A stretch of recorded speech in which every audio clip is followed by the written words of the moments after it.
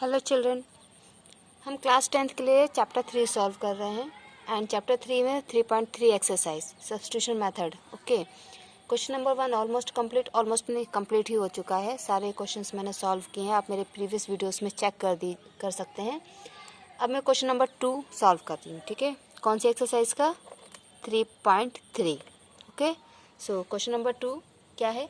Solve 2x + 3y = 11 and 2x - 4y = -24 and hence find the value of m for which y is equal to mx + 3। Okay, तो पहले हमें x and y की value पता होगी, तब तो हम इसमें पुट करके m की वैल्यू निकाल पाएंगे।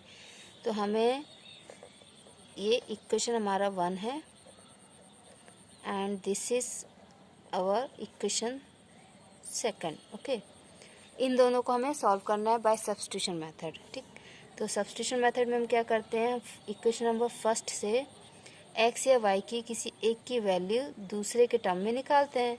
तो हमने क्या किया, ये 3y को इधर लेकर आए LHS से RHS में, ये यहाँ प्लस में, तो यहाँ जाके क्या होगा, minus. Okay, then x = 11 - 3y/2। ये नीचे क्यों आ गया? क्योंकि यहाँ पे मल्टीप्लाई में था, तो यहाँ डिवाइड में जाएगा।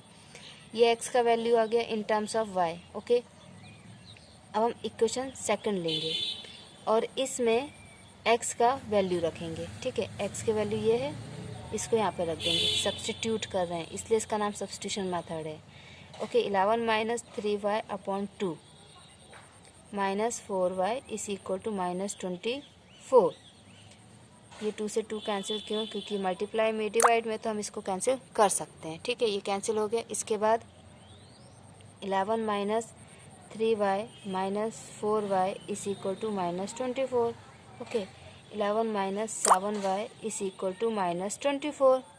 क्लियर? अब क्या होगा, -7y = -24 - 11 -7y = 35 माइनस में। सो माइनस से माइनस कैंसिल, माइनस से माइनस क्या हो गया, कैंसिल हो गया।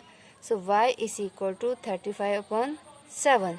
सो y = 5। y क्या आ गया, 5। ये क्वेश्चन नंबर 3 जो है ना, इसमें आप y का वैल्यू पुट करेंगे। ठीक है, हम इसमें और इसमें भी कर सकते हैं, लेकिन सबसे सूटेबल इसमें होता है। मैं अपने प्रीवियस वीडियोस में भी आपको ये बात बार बार बोल चुकी हूँ। ठीक है, तो इसमें पुट करेंगे x = 11 - 3y/2।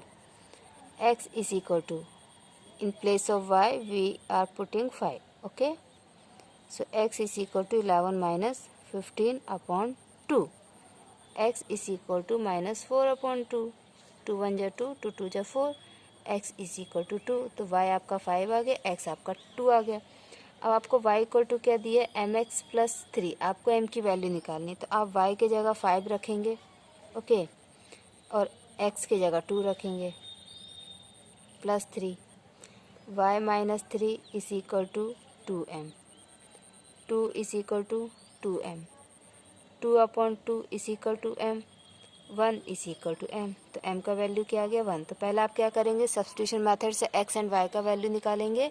उसके बाद आपको x और y की वैल्यू में पुट करेंगे तो m आ जाएगा। अच्छा, एक बात और ये कि ये एक्सरसाइज 3.3 में दिया है, तो हम इसमें सब्स्टिट्यूशन मेथड लगा रहे हैं। बाकी इसमें बोला नहीं है कि आपको सब्स्टिट्यूशन मेथड से करना है। अगर एग्जाम में ये क्वेश्चन आता है तो आप इसको ग्राफिकल मेथड से भी कर सकते हैं, क्रॉस मल्टीप्लिकेशन से और एलिमिनेशन से भी। एलिमिनेशन और क्रॉस मल्टीप्लिकेशन मैंने अभी नहीं बताया है। ठीक है, दूसरी बात ये, मैं आपको ये सजेस्ट करूँगी कि आप ग्राफिकल मेथड आपसे जब तक ना बोला जाए आप तब तक उसको मत कीजिए। क्यों? क्योंकि ग्राफिकल मेथड इन 3 मेथड के कंपैरिजन में सबसे लेंथी होता है। ठीक है, सबसे लेंथी होता है। जब आपसे कहें कि आप ये क्वेश्चन ग्राफिकल मेथड से ही कीजिए, तब आप उससे करिएगा। सबसे शॉर्ट मेथड होते हैं चारों में से, एक सब्स्टिट्यूशन, दूसरा एलिमिनेशन। एलिमिनेशन सब्स्टिट्यूशन से भी शॉर्ट मेरे हिसाब से होता है। ठीक है, आप जब प्रैक्टिस करेंगे तो आपको खुद लगेगा कि कौन सा मेथड हमारे लिए शॉर्ट है। तो मेरी एडवाइस के अकॉर्डिंग आप एलिमिनेशन मेथड या सब्स्टिट्यूशन मेथड यूज़ कीजिए। इन 2 मेथड को अच्छे से पढ़िए, लेकिन एग्जाम में वो आपको एक पर्टिकुलर मेथड से भी क्वेश्चन सॉल्व करने के लिए कह सकते हैं, इसलिए आप ग्राफिकल एंड क्रॉस मल्टीप्लिकेशन ये दोनों मेथड भी सीख लीजिएगा। Okay, thank you.